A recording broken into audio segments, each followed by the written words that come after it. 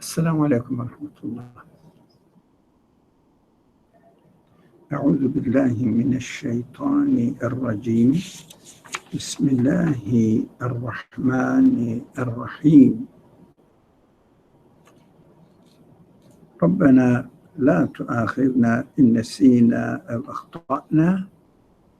ربنا ولا تحمل علينا إصرا كما حملته على الذين من قبلنا.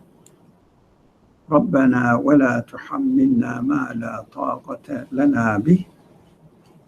واعف عنا واغفر لنا وارحمنا أنت مولانا فانصرنا على القوم الكافرين. صدق الله العظيم. وصل اللهم على محمد وعلى آله وأصحابه وأتباعه أجمعين. آمين.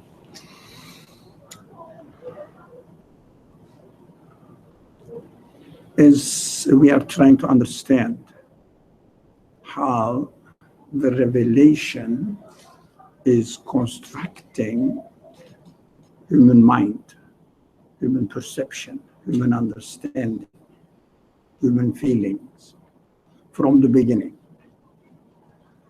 What attracts our attention first? The first revealed verses of the Qur'an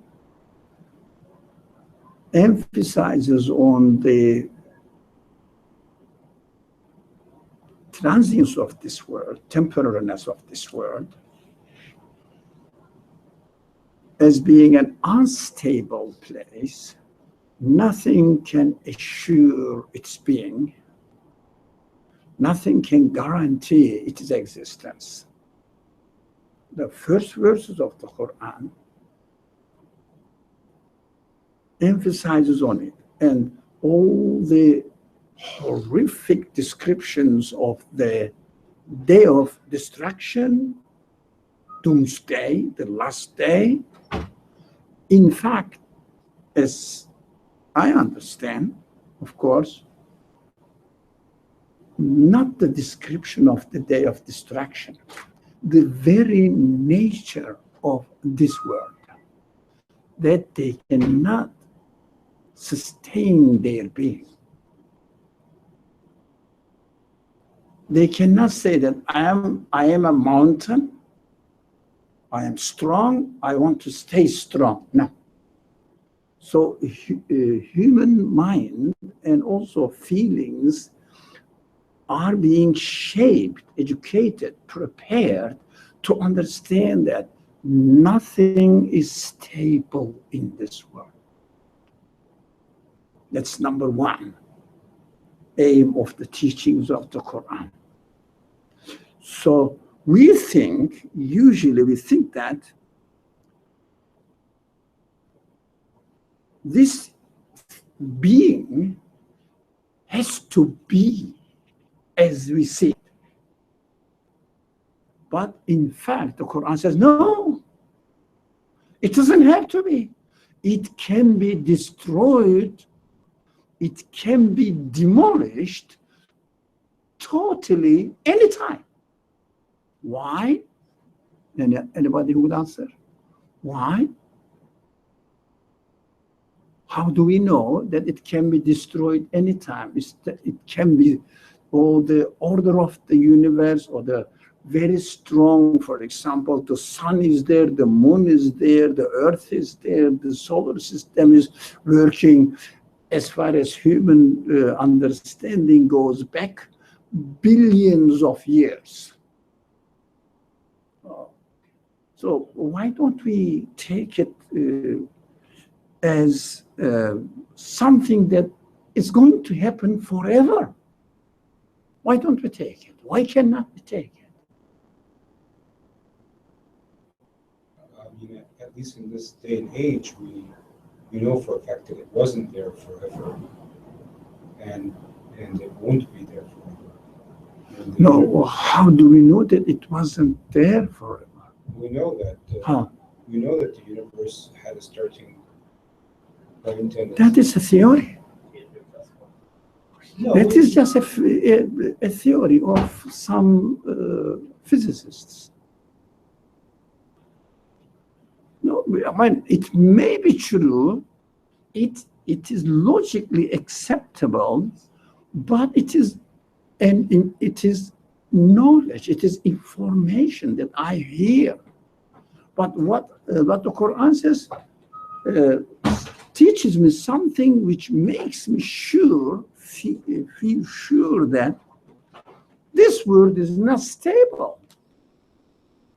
You cannot take the existence of this world guaranteed.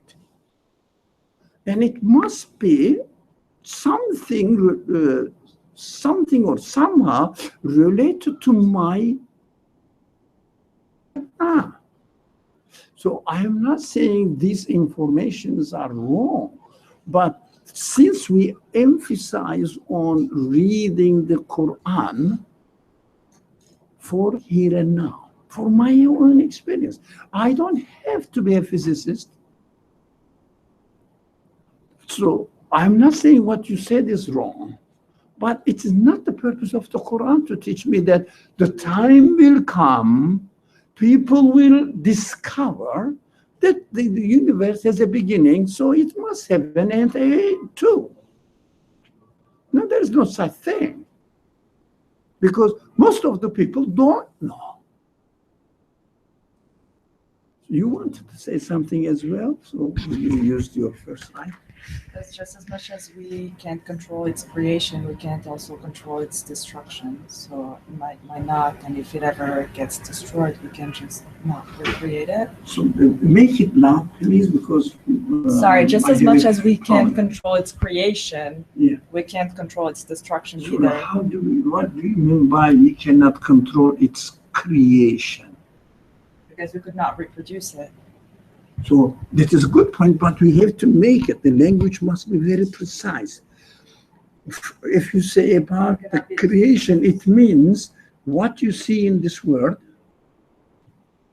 Has a source that doesn't come from us. That doesn't come from us. Yes, you are not expected to create the galaxies. That's correct. No one is expecting and no one is really claiming that. But how can I make sure that this world is always ready to be destroyed? Okay? I think just from observation, from knowing that a human, which is the thing you know the most about, has a start point and an ending point, i.e. death. When is the starting point? The starting point is when a baby is born, for the sake of that is the beginning of the baby's birth. The physical existence of a human being, which is one of the creations on this planet. So if that human being has the capacity to begin and then eventually perish and die, so I assume that if that creation ends, and therefore a lot other creations end too. So how about now, as you see the world? How do you see the world? Yeah, nothing. Nobody else would like to say? Good to speak. We can see that the world keeps evolving. Let it be climate-wise, let it be,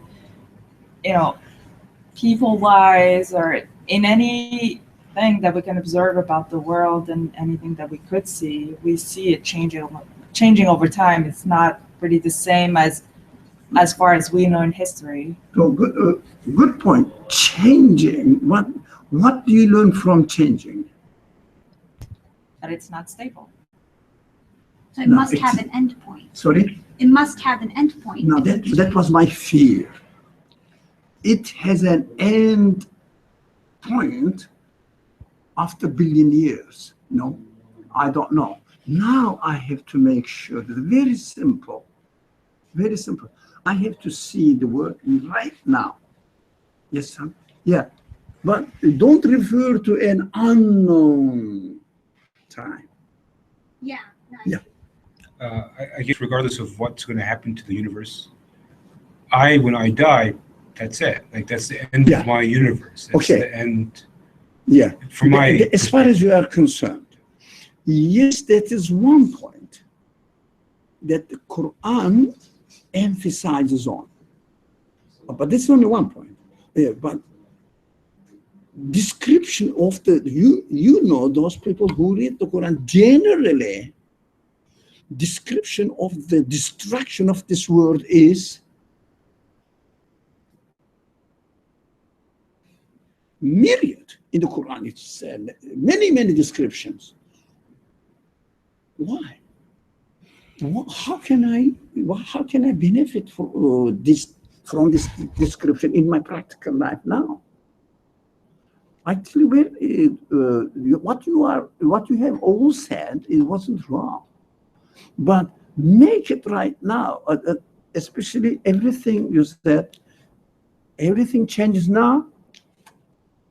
Everything is subject to change. Nothing can stop what is happening to it. It means they are not stable right now.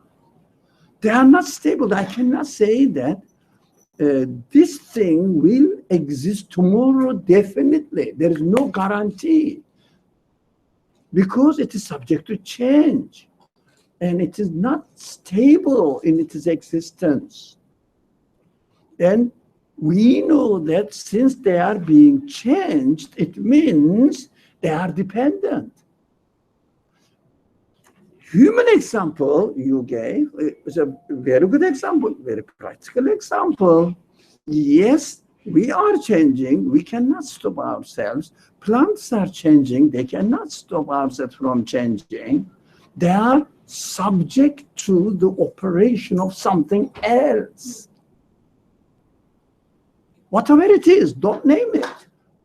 But they are subject to the manipulation, operation of something else.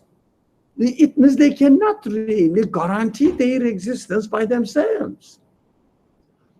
Anytime this something else may decide not to create it, not to make it, or treat the creation in another way. Why not? It doesn't have to be in this way. There is no guarantee in this world that the world has to be as it is. Nothing. No one can show it. No one can say it.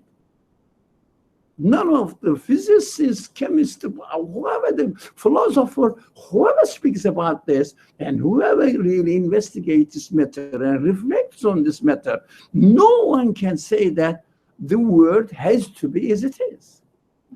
But we take it for granted that although it is changing, but its changing process is stable. That is our observation only. Our observation only. But we cannot guarantee that the nature of things cannot demonstrate or not is not demonstrating that they have to exist as they are. They are dependent in their existence. You don't have to use they are dependent on the creator God. No, they are dependent on something else. That's what we have to pay attention to. That's how we should really prepare our feelings, human feelings. We cannot guarantee anything.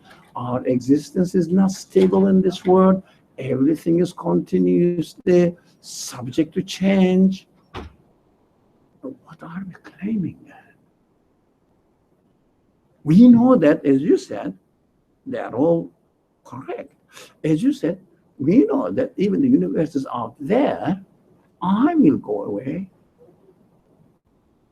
And the universe is for those people who died until now. The universe is there. What do they do with the universe here? As far as they are concerned, there's nothing. Their existence, their being has nothing to do with the universe now exists. When I die, it will be the same for me. we understand from there that this universe is not stable. One. So my life is not stable. Extension of it, still one. And come back to human creation. The Quran emphasizes on it. Why? Who were you? What were you? What were you? Think about it. You were just a small cell.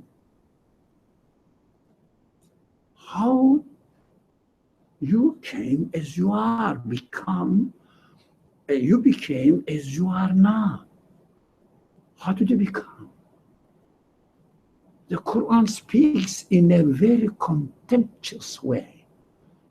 You were just an thrown away dirty flute, but a drop of fruit. How can you claim that now I am a nobleman? I am a superman. Everybody must listen to me. Who are you? Of course, human beings are valuable. Yeah. But those people who value their humanity, not because of their human qualities, they value or they take their qualities as in the social context, claiming that they are nobles, claiming that they are the masters, claiming that they are the leaders of this community. The people should listen to them. They are super beings as compared to other human beings. So they never accepted that they should have no right to control and rule over the slaves. Because what is slave? Who are you that you are getting slave? Making another person slave to yourself. Who are you?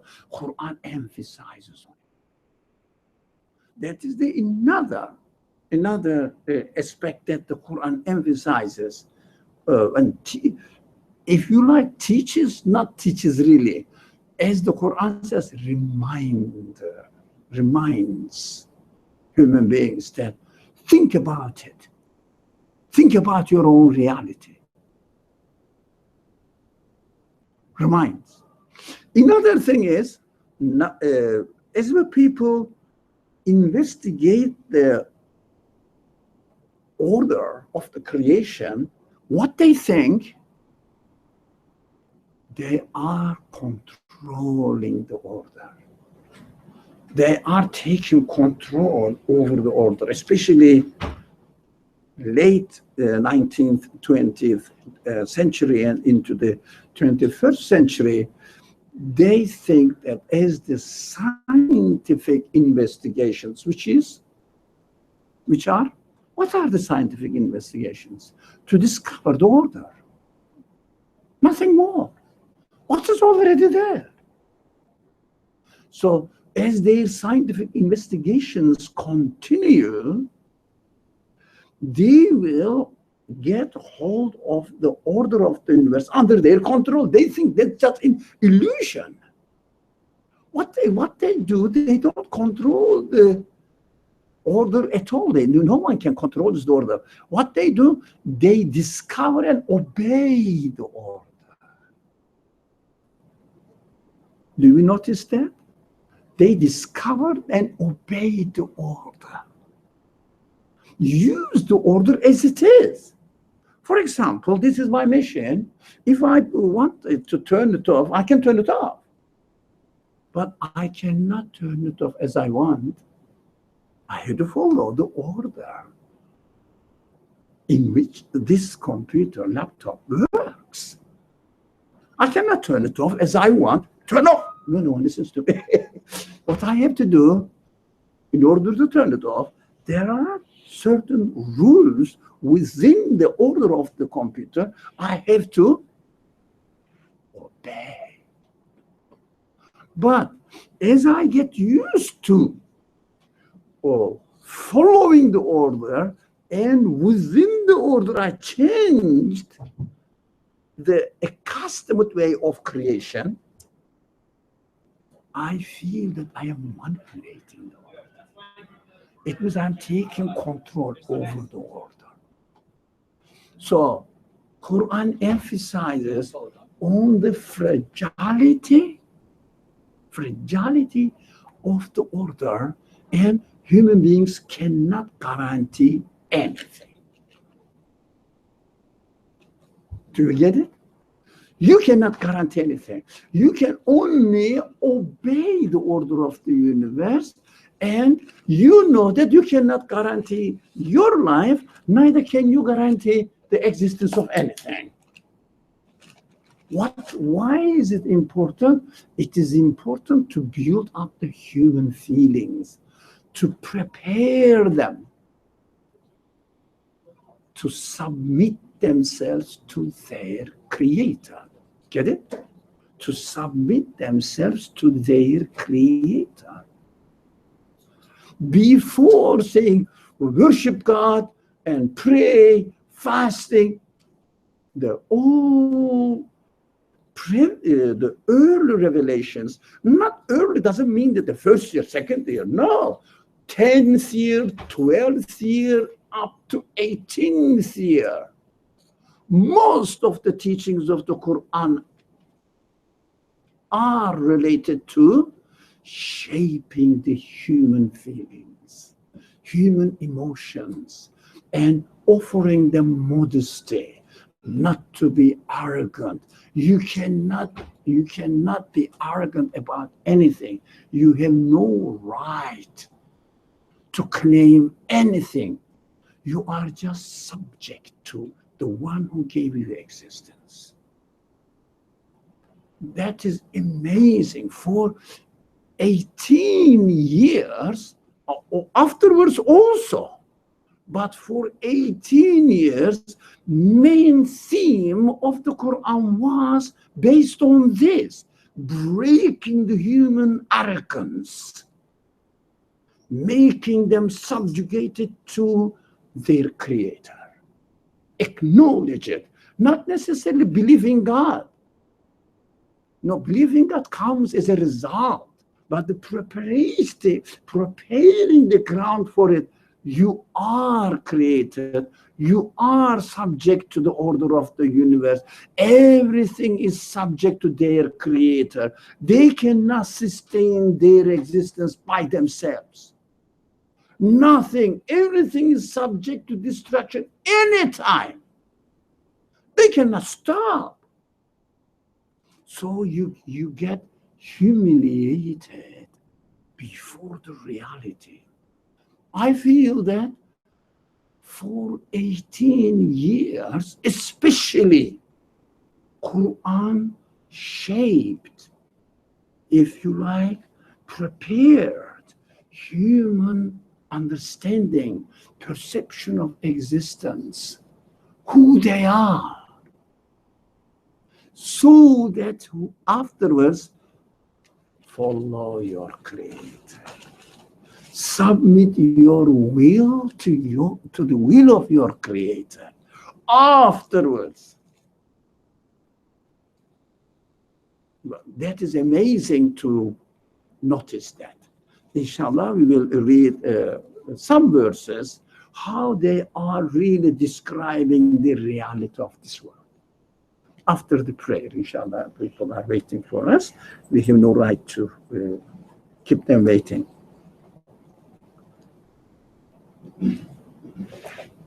Okay.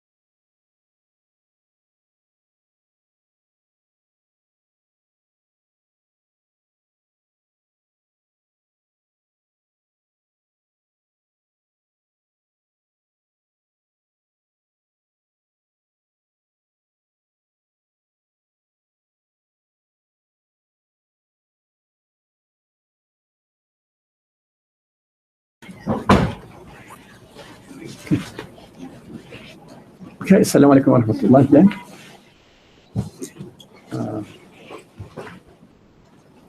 We also see that there are many stories, tales in the Quran related to ancient tribes, almost known to the people that first the Quran addressed to. They were familiar with the legends, with the stories of the previous nations or tribes. And they did something, and something destroyed their town, their properties, etc. They were known, but what was important, in the course of time, among the pagans, the concept of prophethood was lost.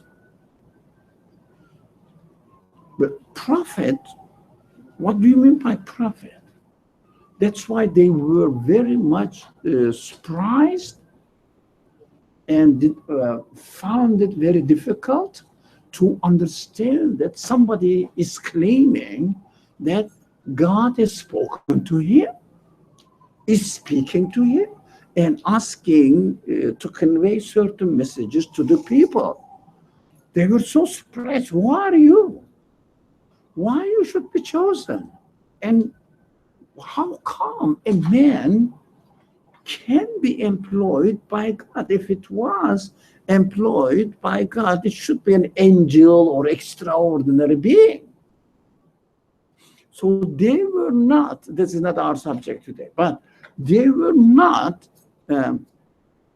familiar with the aspect of the ancient stories, that they were the stories of the ancient tribes, that they were destroyed because they rebelled the message of the prophets, messengers sent to them. Do you see the difference?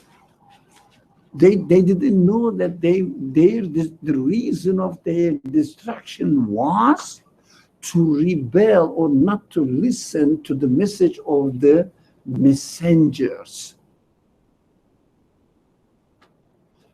So for the first audience of the Quran, they didn't have this concept.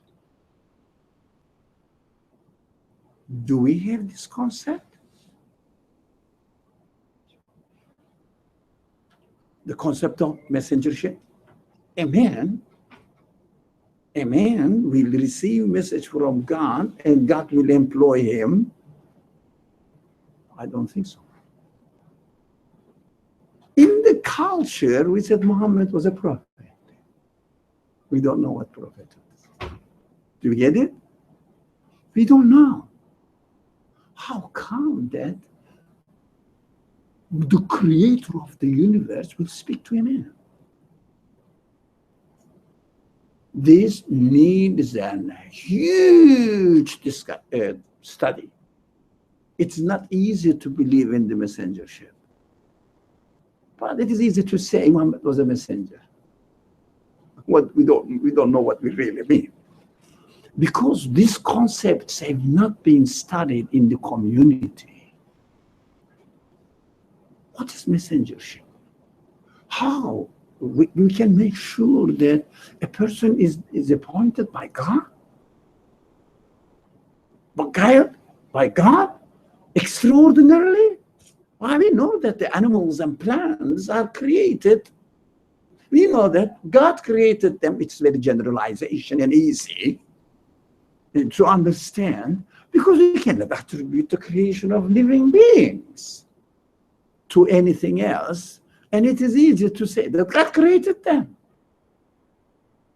But it is not easy to understand that A man has been chosen. What does it mean?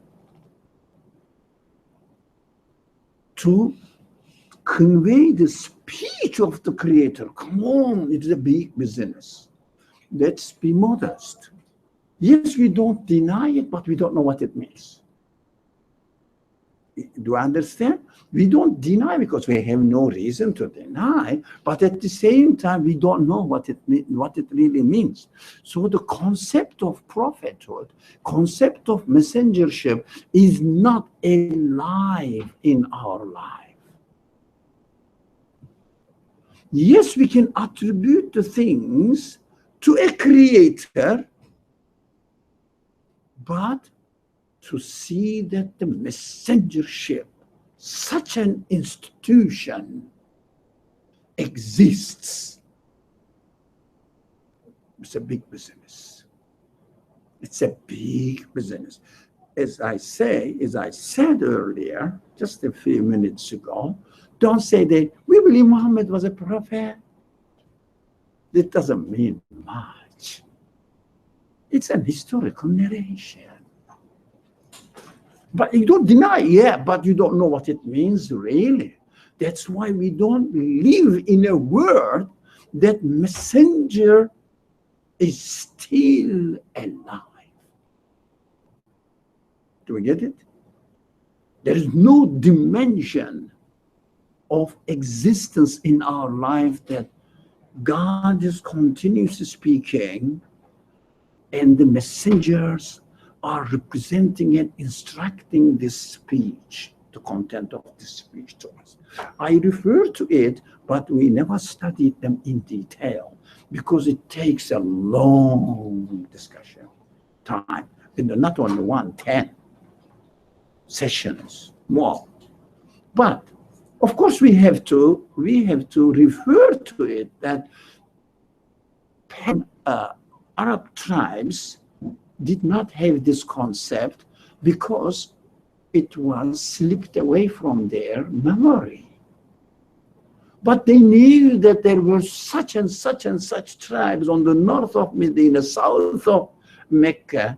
There were some tribes historically narrated among them as their, how do you say, not the history, as the legends, that there was a tribe here and it was destroyed with a wind and it was destroyed with an earthquake, this kind of things. But this is the action of God.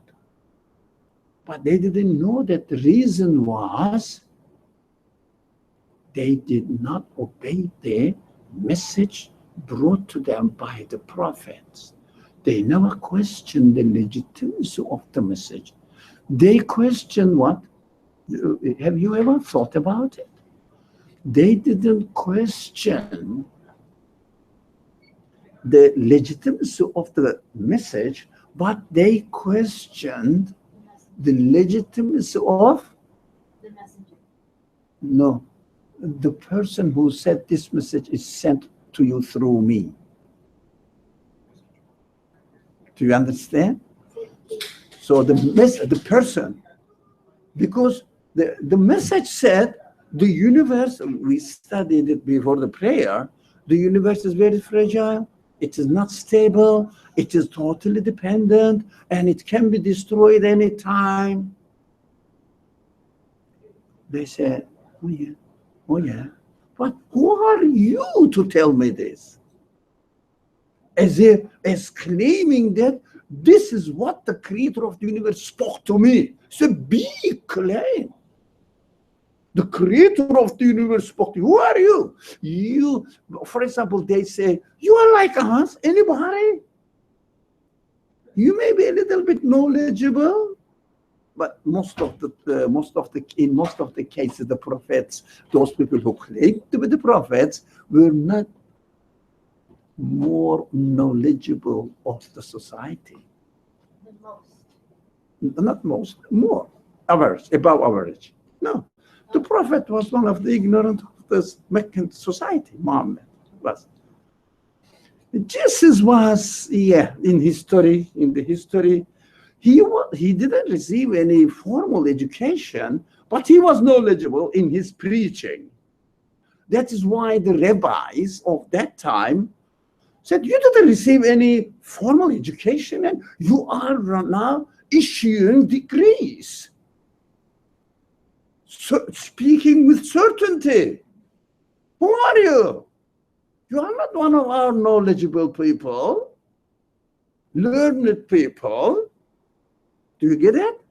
So they are below, always below. Most of them are shepherds. No, Muhammad was a shepherd as well. In his childhood, in his youth, yes, he was a shepherd. They didn't know how to read and write. They didn't learn anything. But he was an intelligent man. That is different education. We are talking about a formal education. Formal education, right? So they disregarded their claim and content of, actually you are right, the content of the message, whether it is right or wrong, but they straight away rejected the prophethood of the person. So if he claimed, the prophet claimed that I am a philosopher, I have been educated in such and such places, and that is what I learned, I am conveying to you, they might have listened to him as one of them. But the prophets were not one of them.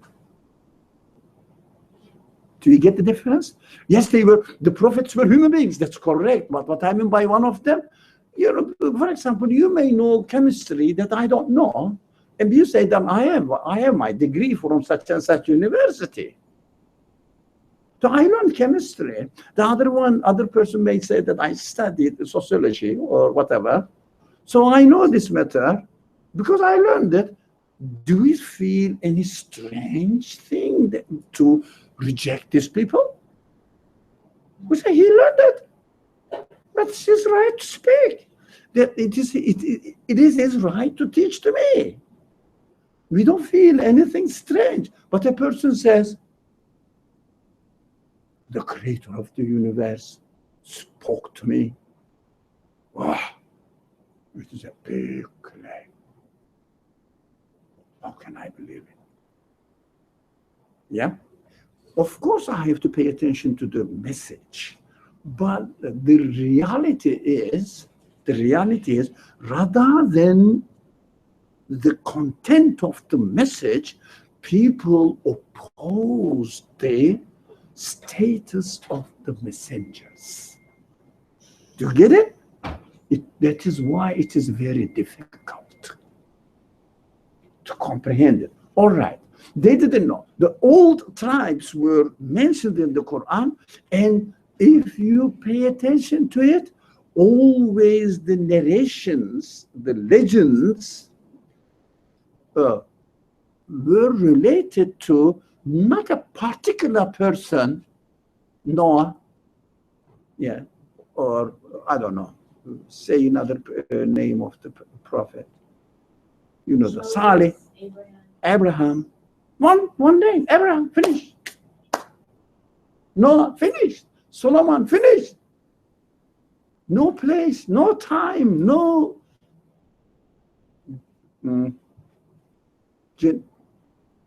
not what's that, ancestral line or anything. Lineage. No lineage, nothing. Where it was, when it was, it is not the point. A person we employed, Quran says. Now, you are doing the same thing to Muhammad. And you cannot guarantee your future. You will be destroyed as well if you keep disobeying. And practically, of course, it didn't happen, a flood came up. No, but they are destroyed.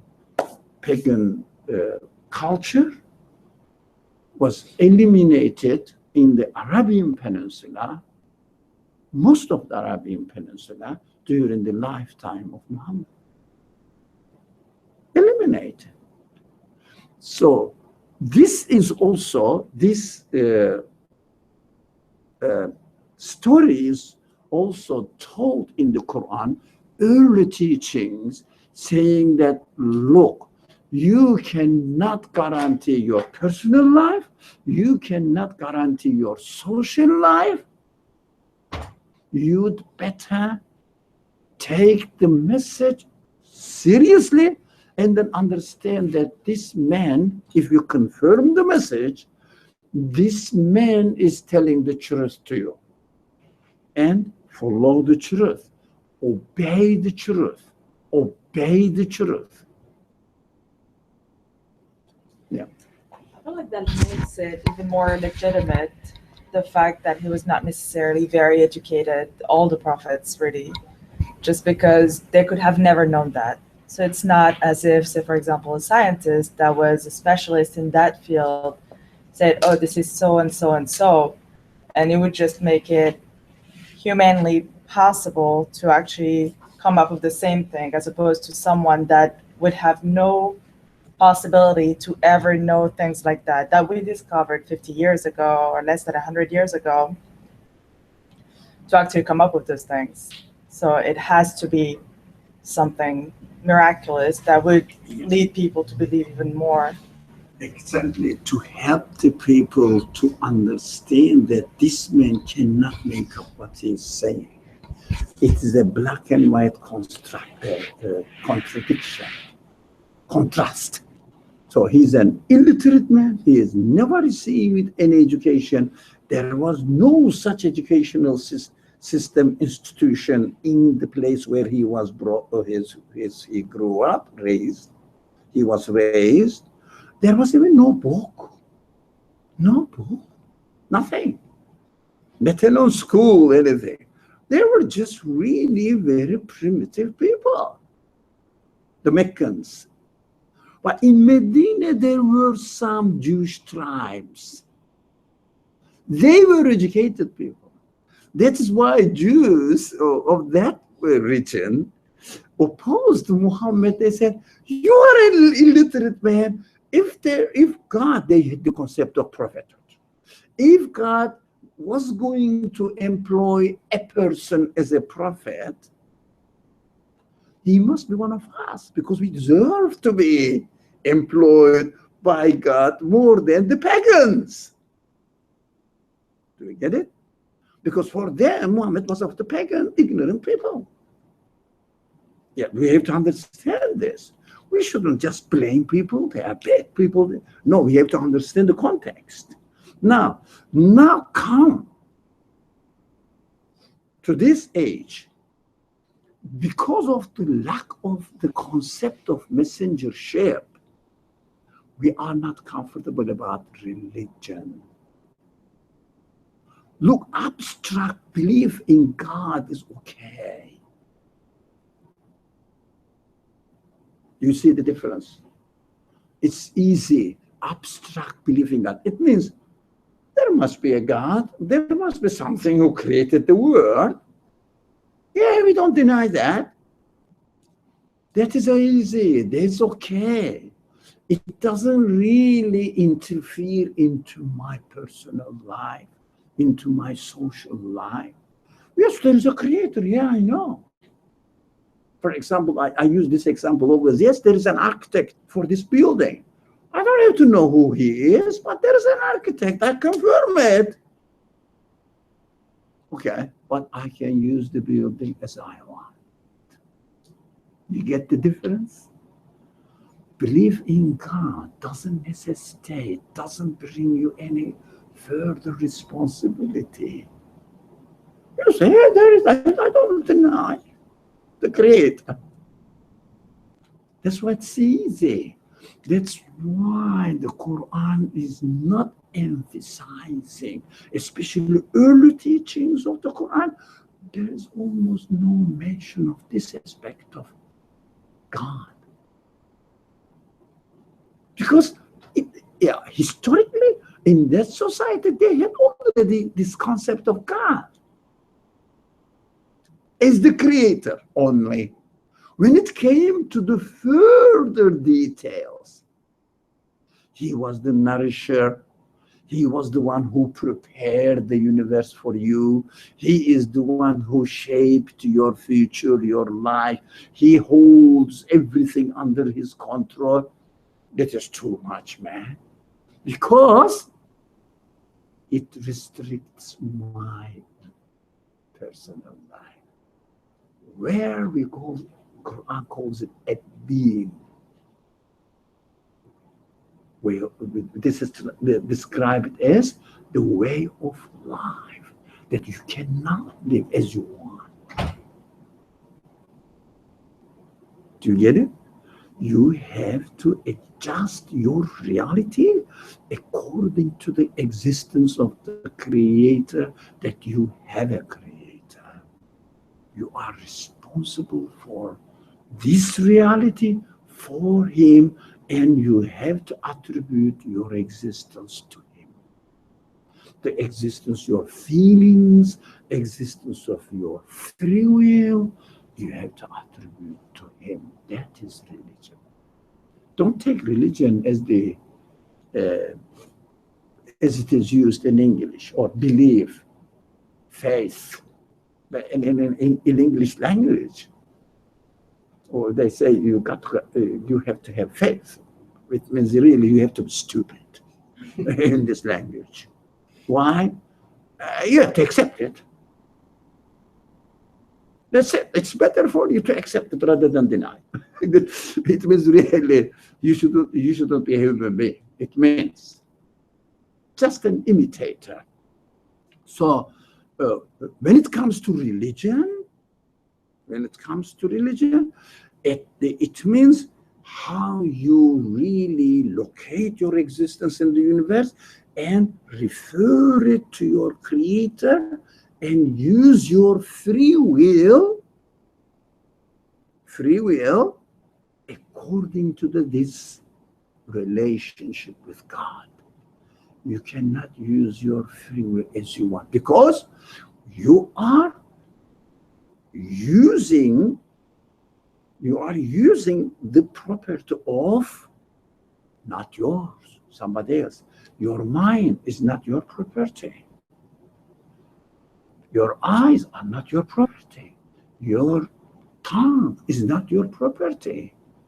Your feelings are not your property. You cannot use it as you wish. Because believe in God now came into your life. That is called religion. You get it? I also believe and would like to share it with you that yes, we believe in God. Yes, we believe in the stories, legends told about our religion, Islam or whatever. Well, it may be Judaism, it may be Buddhism, but legends. Yes, we don't deny. But in fact, as we don't have the substantial base for our belief in messengership, we don't have the substantial base for our belief in religion. We must admit that.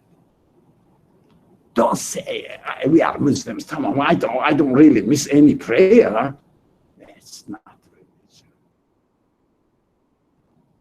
It is the result of it. That's the end product. The very end product. We are talking about foundations. Culturally, for example, you can cook your rice as you learn from your mother. Nothing is wrong. So it's easy for you to cook the rice as your mother does it. So however you learn in the society, well, what do they do, for example? To come to Manhattan, it is easy to come to Manhattan by subway. You take a train to come here. That's so normal. You don't feel any difficulties in that. That's why cultural religion is easy to follow. But conviction conviction that your free will must be totally submitted to its real owner. You cannot will anything as you like. That is religion. It's difficult, isn't it? Yeah. Cultural religion is the easiest because cultural religion, every tribe wants to follow their tribal culture. The opponents of the prophet were doing the same thing. What was wrong with our ancestors? Why don't we follow the path of our ancestors? The people in the life of Jesus, we know that historically narrated from many channels that they were happy with Judaic, rabbinic practice of Judaism. They were saying that, who are you that you are changing our rules? It means you are changing our way of life. That is difficult. So it doesn't mean that we are deniers, etc., but we have to train ourselves. Then we have to become aware of our reality, which is what is, I have to ask, don't name it. Well, be careful, don't name it. What is my religion? Don't say Islam, Christianity, Judaism. No. How I submit my free will to its free will, real owner. How do you do that? Is it easy? Yeah. The most easiest thing, follow the culture. If you are born into religious culture, you are following the culture. That's easy. But most difficult is to challenge the culture. It doesn't mean to totally reject it, but question it. Is it really correct? What is correct in it? Question it. So these are, how do you say, hard realities. We have to accept our reality. So let's come back. Well, let's come back to the description of this word, the reality of this word, as the Meccan revelations were, if you like, training, preparing the minds, the feelings of the people. Yeah, without instructing them, do this, don't do that. I was going to tell you another thing. Actually, I have to get this once. Somebody, I hope they write it down. What was the main points that the early revelations were emphasizing on?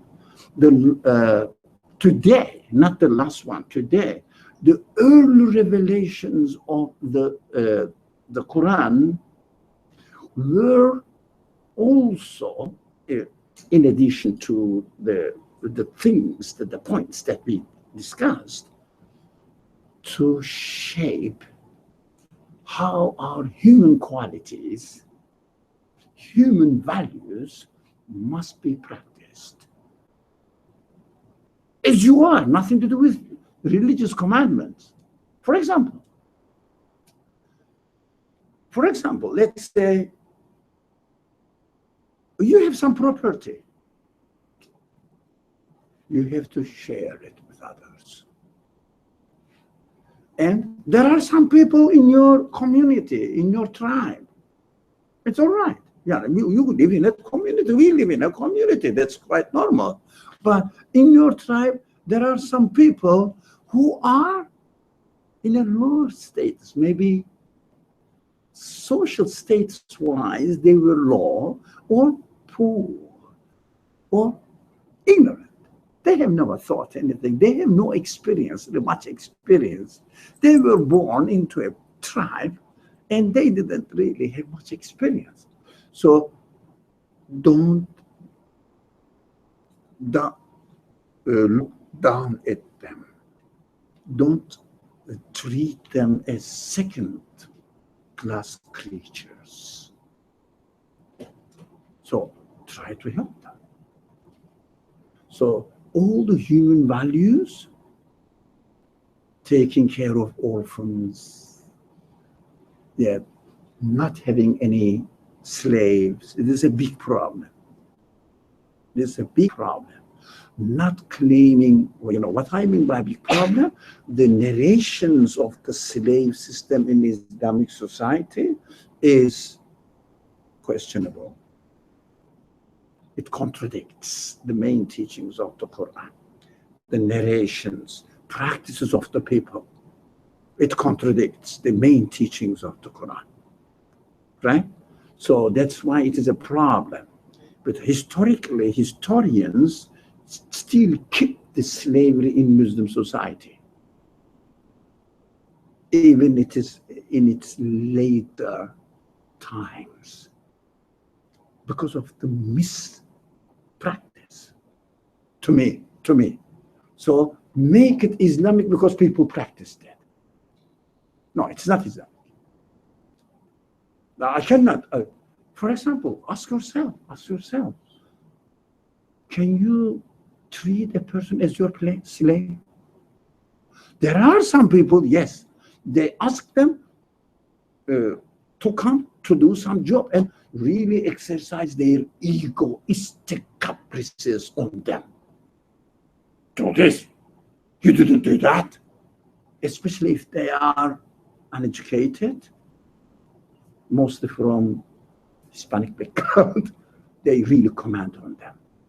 Because they are paperless people, they have no status, they have no legitimate way of asking their rights, so they may be exploited. But we know from human nature that what they are doing is wrong. From our human nature, and we cannot do it. So how can you, as a normal man, not spoiled character, as a normal man, how can you treat another human being as a second-class creature? They may be ignorant, they may be workers, unqualified, non-qualified workers, how do you say? So, sorry? Unqualified. Sorry, say it out loud. Unqualified. Unqualified, no, nothing. Professionals, they may be. And because they don't have status in the society, still it's a primitive society. Don't say that American society is a very developed society. No, it's a very primitive society. If you don't have a visa, you are not even treated. Yeah, they try to do something. It's better than others. But you have no right. As a human being, you have no freedom as the others, because you are treated according to your legal status. Islam eradicated this. You know, did you know that in Islamic administration system, there is no citizenship? Did you know that? No. There is no citizenship. If anybody wants to come and live in a place, they can come. No one can say no. Yeah, but in practical terms, they made some practical restrictions, but ultimately it must be eliminated. Because we cannot say that this person is lower than me. I cannot say that. That is why the Quran was saying, take care of the orphans, Don't eat each other's properties in an illegitimate way. Don't cheat the others. And don't exploit the people who have no knowledge, experience. So even a person comes from a village to sell its production, the Prophet was very strict not to buy his property, his product, before entering the city, seeing the market conditions. Because they didn't know what was the market conditions. It's quite normal. A villager coming from a village didn't know the market conditions in the city. So the people used to go to their place and buy their products in a cheap way and sell them in the city with a higher price. Prophet strictly forbidden that. It means this one event. What it means, in fact, you cannot exploit people's ignorance. You have to be honest. These are this is the one of the main teachings of the Quran. Be a human being and use your human qualities as you are. Not necessarily, these are big problems. I'm trying to speak about them here on a very simple way, because these are the theological problems. If a person as a human being acts as a human being, nothing to do with God, doesn't contradict his humanity, but doesn't acknowledge God either, doesn't say it is God's order, this person is discussed, the status of this person in Islamic theology. There are a minority idea that no, as long as he doesn't believe in God, whatever the human qualities he uses is worthless. But the Quran doesn't say that. And the majority of the Muslim scholars rejected this. Murji'a idea is rejected. That's the basis of the argument. Whatever it is a detail and beyond the capacity of this discussion. So Quran says, use your human qualities. Don't contradict your humanity. That's how you have to prepare yourself. Really become a follower of the teachings of the Prophet, which is called God's religion. Yeah? But this is the language of the Quran, actually. It's to God. He has the right to establish what to do, what not to do in this world. Not you can yourself do whatever you want according to your own wishes and caprices. You have to understand who you are, and you should really respect your human qualities, practice it, and then, only then, be careful this is a very important subject. Only then you acknowledge the creator of your feelings and use your feelings in his name, in the creator's name. Do you understand this at all? If you don't practice your human qualities as an honest man, how are you going to use your human qualities in the name of God? You have to practice it. And then you can use it in the name of God. That's why human qualities are encouraged to be practiced. Yeah? Be kind, respectful, and helpful to the needy ones. If someone says, oh, I don't care, somebody is going to die, none of my business, then this person, how this person is going to submit his feeling to its creator and use this feeling in the name of its creator. Do you understand this? Do you get it, man? Hey, do you get it? Really? It is very important, because it caused a lot of discussions in Islamic scholarship. And of course, the majority settled down that we have to be careful. When we have to be a human being first. And then, if you like, the worshiper of God second. If you are not a human being, you cannot be a worshiper of God. That is the teachings of the Qur'an through it is 13, not 13 really, 17, 18 years of fundamental teachings. Now, inshallah, what I say? Shall we study the verse or shall we start? Inshallah, this the main subjects that the early teachings, early means 18 years of the revelation, the message, teachings of the Quran is based on, if you like, all the teachings are based on that we are not aware of. As far as the religion is concerned, what do you say? You can ask yourself, you then do a test to yourself. What comes to my mind when I mention religion? With yourself, you know, when the religion is mentioned, religion, as you are now, right? What comes to your mind? Religion. When you say religion, what? Prayer. Prayer. You say prayer. Yeah. Yeah. You see, it is the latest business. Do you understand? It doesn't mean that prayer is not important.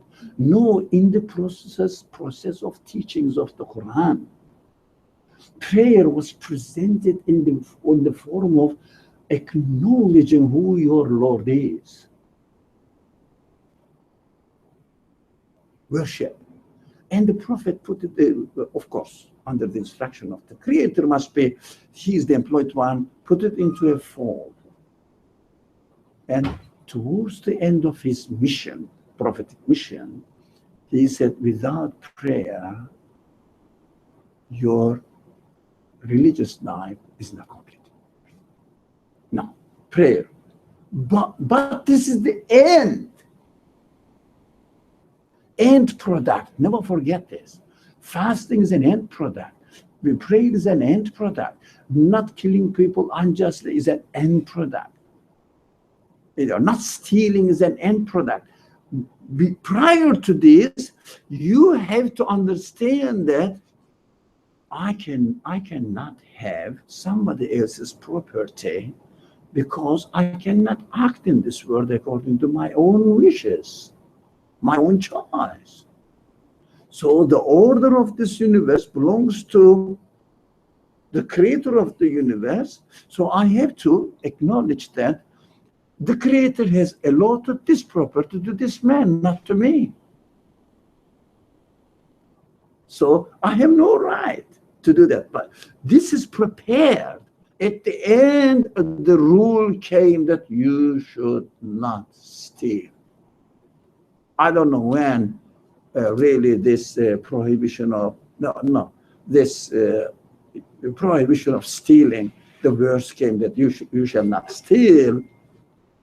I don't know when, but towards the end. Do you get it? Not at the beginning.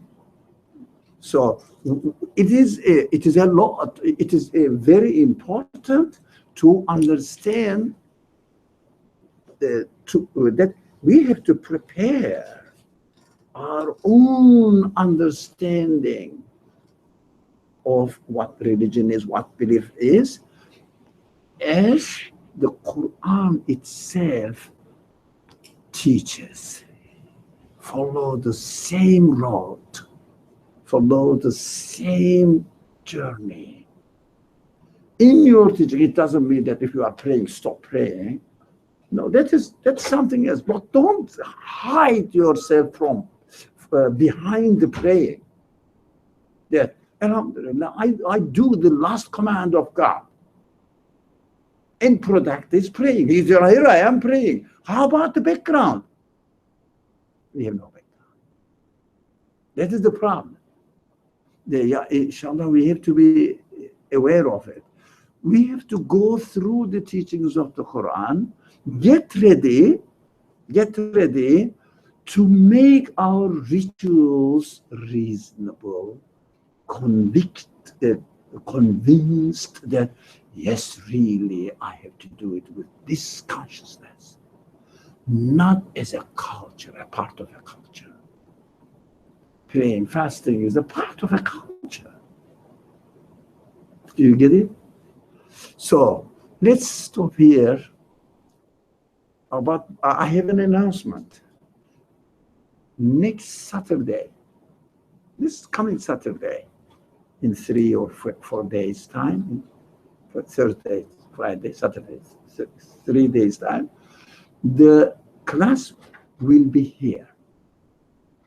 Because the summer holidays, summer break is over, so the weekends NYU buildings are open, so we can use. Not the Saturday class will be here, no more in another place. We used to have in another place. Inshallah. In the room. Well, whatever, yeah. I mean, on this floor. Yeah. Whatever the room is empty, we will use it. But usually we use next room. Yeah. For Saturday. Inshallah. Inshallah, I'll try to remember to write it down that the address is NYU, not the other address that we use during the summer time. That is one announcement. Nothing else. Inshallah, if you have further concerns, further questions, if what I said disturbed you, didn't make sense to you, please come to me. Ask openly. Not privately, not maybe privately, but openly as well. Say, this doesn't make sense. Say, I know what religion is. If anybody can do that, I know what religion is. I'm really aware of it, and I'm doing that. Come on, tell me. My claim is we don't know what religion is. Yep, that's my claim. It doesn't mean that we are bad people. No, we have to first diagnose what is wrong with us, so that we have to look for the solutions. Otherwise, we will say, I am okay, I am okay, I am okay, but my lungs are dying. But for the moment, I breathe okay, but the lungs are going really very bad. So I have to, I have a pneumonia or whatever. Oh, no, God forbid, I don't have it now. But I have to first know what is wrong within my own self, rather than looking at the outward form of our life, especially maybe the religious life as well. So every question is welcomed. Inshallah, next Wednesday, we can directly go into the verse. Yeah, that was it's summary and introduction to why Quran emphasizes on these kind of subjects. Early revelation issues. إلا ما علمتنا إنك أنت العليم الحكيم وآخر دعواهم الحمد لله رب العالمين. Thank you, inshallah. I'll see you next Saturday and next Wednesday, depending on if you are available on Saturdays as well. If not, next Wednesday.